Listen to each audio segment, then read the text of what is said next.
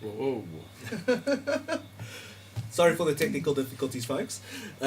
So last week we spoke about BFASA marching on SAHPRA. So BFASA is the Black Farmers Association of South Africa, and they marched on the South African Health Practitioners Regulatory Authority. Boom. Yo! Hey! One take. Effectively, SAHPRA, for those who don't know, are the ones who control the licenses in South Africa. Mostly SAHPRA, a little bit of Department of Agriculture, but SAHPRA is where everyone knocks on the door, medicinal. They used to be called the Medicines Control Council. Agriculture or health? Health. Well, that's also changed now because agriculture isn't deaf anymore. It's like Jordan knows the word. But things are changing, but SAHPRA has been under a lot of fire, particularly from BFASA now, who claim that, one, there's corruption issues there, that effectively cannabis licenses, as we know it through them, have been captured, and they're saying that it's too much of a barrier to entry. It's not accessible for black farmers in South Africa. Plain and simple. That's it. So they marched on SAHPRA last week, and then we've got Dr. Lennox from BFASA to bring us a bit of news on what's going down, their thoughts on the situation, and why they marched on SAHPRA. And how it works. Good evening. Good evening, Dr. Lennox. Thank you for joining us. Evening, guys. Could you please tell us a little bit about BFASA and why you marched on SAHPRA? I'm the national president of the Black Farmers Association of South Africa. I also chair a national chairperson of the United House of Monarchs. We have discovered that SAHPRA is taking the indigenous plant, give it to body and people of their choice. And also SAHPRA is operating with the Act of 1965. That act is unconstitutional because South Africa changed a lot of acts in 1994. So we picked up that all licenses are given to one side. To the rich people, obvious in South Africa, rich people are white people. They give these licenses to them. Only one license that was given to a black, it's Thandeka Kunene. And also Thandeka Kunene is no longer sitting with that license. That license has been hijacked by Afriplex. So the reason for our march, we have asked SAHPRA before in our petition to revoke all licenses that they have given to these companies. And we had a meeting with the CEO. After speaking to the CEO said she will take the matter to the board. She came back telling us that as SAHPRA, they don't look at the race. That is against the Constitution of South Africa, number one. Our Constitution has made amendments that black people to be included in the wealth of this country. and by implementing the BEE scorecard. So SAHPRA, if SAHPRA is going to say they don't look at that, it means SAHPRA is non-compliant of our constitution. So we asked Helen Rees, the professor, that do you own the letter that you sent to us that mentioned about non-racial, that exclude the blacks? And she said, yes, I own it. And when she owned that letter, we said to her, then I think you are on the wrong side of our constitution. Indeed. And we said to her, then also, we discovered that Helen Rees is not a South African. No, but a foreign. And then we said to her, she needs to step down with immediate effect. Yeah. She called a meeting. The meeting that we had with her, there was a National Prosecuting Authority. Rudy Dix is from the President's office. Nedlec, Agriculture, yeah, the NPA I've mentioned. The agriculture was also there. But now our question was this: is the President's office involved in issuing these licenses, and or all the stakeholders that are there, are they part when SAHPRA is issuing the licenses? They all said, we are not part.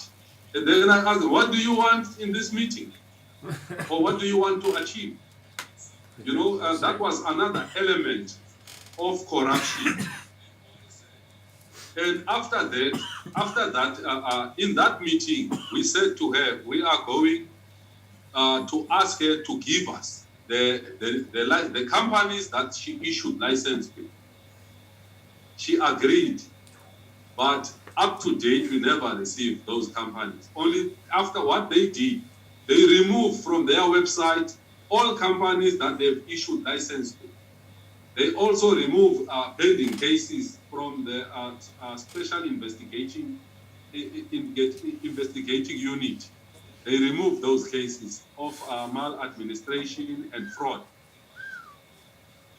By the time they removed them, we have already retrieved everything that we wanted to make our case solid.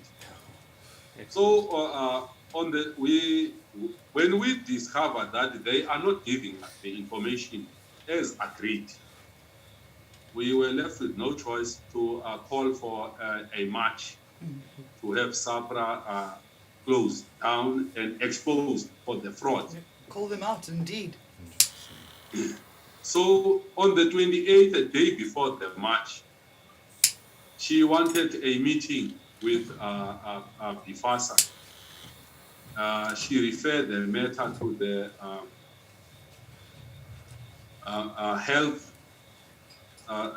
health minister. So we met the gentleman that was chairing the meeting. It's Mr. Munyai. He is the chief whip of the health in the parliament. So, and some other stakeholders that were there. We put our case, and our case was simple. If you give one race everything, you don't give the other race, it means you are the racist. Because in South Africa, you need to balance the scale. You give that race, you give that, all races you need to give. Once you give one race, you are a racist in South Africa. So we said, we put that record straight that as she previously sent us a lawyer's letter telling us when we will need to give them an undertaking that on the day of the march, we are not going to use words like racist and that. we said to them, in South Africa, every South African citizen has got the freedom of speech. In South Africa, every South African is got the right to voice his or her views when he feels that it's time to let the other party know where he or she stands. And then we said, we are not going to look at that apartheid letter. If she's denying that she is not a racist, she's got all the right to take me as the president to court. But as things are standing, up to date, she never said a word to discredit what I said about her. You see? So, our march, we did hand over the petition. And the petition that we gave them is that Helen Rees needs to step down with immediate effect. We cannot be led by a racist that is going to bring divisions. There's already divisions in this. And on top of this, this indigenous plant, the Daha plant, is coming from the monarchs in South Africa. They have been, that was their way of making income by planting it in the villagers.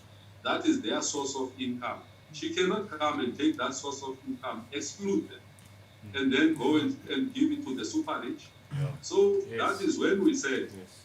enough is enough. Revoke all licenses.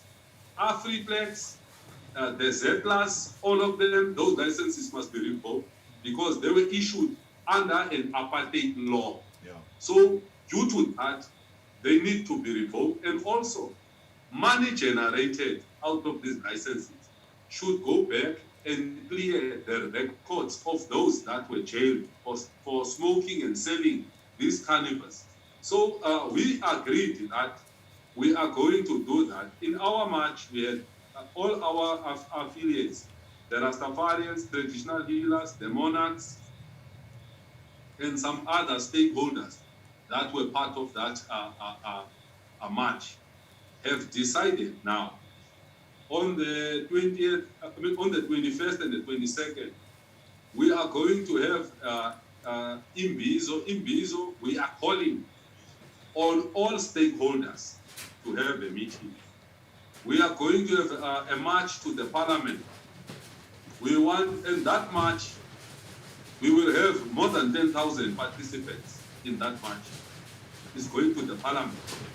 We will stay there until the president tells us that he is charging Helen Rees, and all licenses are revoked. That will give the people. How many licenses are there? There's 283 permits that she issued, and 23 licenses that are being issued for cultivating and import and export. That's an astounding amount. I think it's 23, but she said it's 73, but I doubt that it's 73. See? So I think, but irrespective of how many licenses are there, all of them must be removed. Because there's not even a bill for her to be selling this cannabis. There's no bill. And she cannot change our constitution alone. So there are a lot of things that are taking place. And this march is going to go to the parliament. On the same day, we will be marching to the Premier of the Western Cape. Premier of the Western Cape does not give land to the black people. The land is available for Canadians. So we are going to march also to tell him to provide land or face a shutdown, simply. That is what we are going to do as BFASA going forward. And are there any departments in government who feel like they do want to work with BFASA? Are there any good guys? There are people that want to work with BFASA, and people that want change, they do call us, set up meetings, they want to work. Like yesterday, we had a meeting with Agri SA. That meeting was fruitful. They want to work with BFASA and other black stakeholders.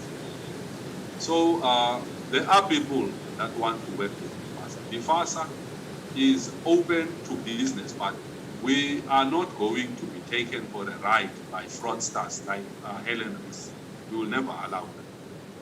You see, she must give back what is due to us, and that's it. And also, how are black people going to cough out 48 million to put a structure on a hectare? 48 million. And irrespective of you had 48 million, what guarantees are there that you will get a license?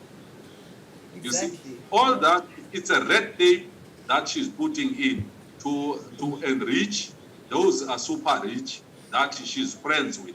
It's incredibly exclusionary. It's for the rich and politically connected, and that's all. You see, the fact that she used a 1965 act, it's a clear indication that she had an agenda, and that agenda was to exclude black people from this cannabis bill. Also, the Minister of Finance, Honorable Tito Mboweni, also commented that this is a commercial capture, you see, because he can see that black people are excluded. That is why we want this woman to be charged. We want her to be charged criminal, and she must be declared a racist so that she does not have, she's got nowhere to run. And she must be stripped everything. Because what she's doing, she's putting South Africa back to the apartheid. They're colonizing cannabis. It's not good. And that's not what it's supposed to be about. It's supposed to be fields of green for all. Do you think cannabis has been captured by SAHPRA? Yes, it is. Well, if you can see who's got it now, it tells you straight away, it's the super rich. Pharmaceutical companies, all of them are rich. Exports. And they still want to make more money. And on top of that, we've got traditional healers that are making traditional herbs with the cannabis. They are excluded. Rastafarians are excluded. And arrested. A lot of people are excluded. Excluded and then also arrested. Yes, that's what she does. Yes. You see, and also that is another thing that we want the president to instruct the SIU to arrest all of those that are selling this cannabis, whereas there is no bill. How do you sell cannabis whereas there's no bill? Yeah, how can some people sell cannabis and not get arrested, and others trying to sell cannabis to put food on the table are getting arrested? It's not fair. Yeah. And that is through this Helen Rees. It's all her mission. Helen Rees must fall. She must. She must. Helen Rees must fall. We are going to see this second march that is going to the parliament. We are not leaving then until the president or the minister announce that Helen Rees is no more, and the CEO also must follow. We need to get a new CEO. Maybe the problem is that SAHPRA is the wrong organization for this. Maybe there's another department or other departments of government that should be dealing with cannabis. Do you think that maybe agriculture, justice, DTI, DECLA, that they should be more involved instead of SAHPRA? I think the Department of Science and Technology is the right department that was supposed to be dealing with this. Professor Machabisa is the one that was supposed to be handling this, because it's science and technology. Yes. Not the shark that is taking everything to her friends. It's true, That because is why medicine we- is only a small piece of that pie. The science and technology on the rest of the industrial uses way outweighs. More education. Almost anyway. encompasses all of it as Yeah. well. Tell me, doctor, where can people find out more about BFASA? On our website, it's BFASA, it's www.bfasa.co.za. Excellent. That is where we are. Good. And last week, SAHPRA was in Cape Town to come and view the land that we have, the land that we want to put our cannabis fields. There is no structure on our land. And our proposal was this: you will give us a pre-license on that land, and then we can get investors on board. And the pre-license must be a bankable pre-license. If it's not a bankable one, forget about it. We are not going to stop too much. We will march, and this time around, the Western Cape, we will make sure there's no business, because we are going to deploy all our stakeholders and our members. They will come from Eastern Cape with buses to the Western Cape. We will make sure the Parliament take us serious, and she goes to jail. That is what we want. And all those that are sitting with these licenses must be revoked, and they must also be charged for fraud, because they don't have a right to sell, whereas there is no bill. You see? So those are the things that we as BFASA, we want to put straight. But also, we are not closing the door on those that are sitting with the licenses. If they want to come forward to BFASA, we are willing to hear what are they putting on the table. But the fact remains is that it needs to start with those that went to jail for it. Yes. Yeah, it must start with those that went to jail for it. They must be Yes. You see? freed now, Yeah. immediately. With no Yeah, it exception. must start.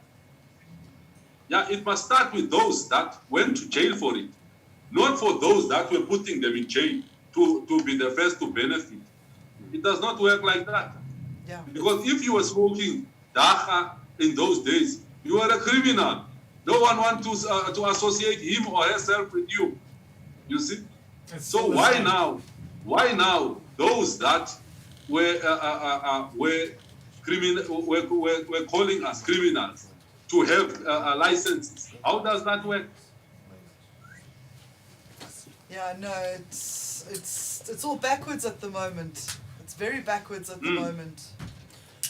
Dr. Lennox, thank you very much for Yes. joining us this Wow. evening. We're going to be sharing your story far and wide. We are. We are Um, definitely going. All the best with SAHPRA, but also I feel like SAHPRA is in the past as well. We must leave them in the past. Like you say, it's time for the other departments to now also get involved. Yeah. And we need to be able to sell this thing. We must be allowed to grow it, Yes. sell it how we wish to, and not 48 million rand a hectare. Yeah, exactly. Yeah. Everyone must be able to partake in this. Fields are Thanks, beautiful. guys. Thank you very much. Thank you, sir. Cheers. Wow, that was amazing.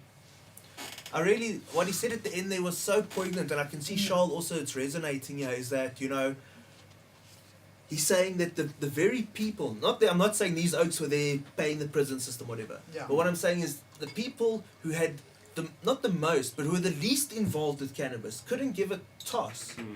And the people who literally rely on it, not who are going to, we're talking about people now, Yeah. who have plants in the ground like every year for a couple hundred years now. You know, people who are relying on it.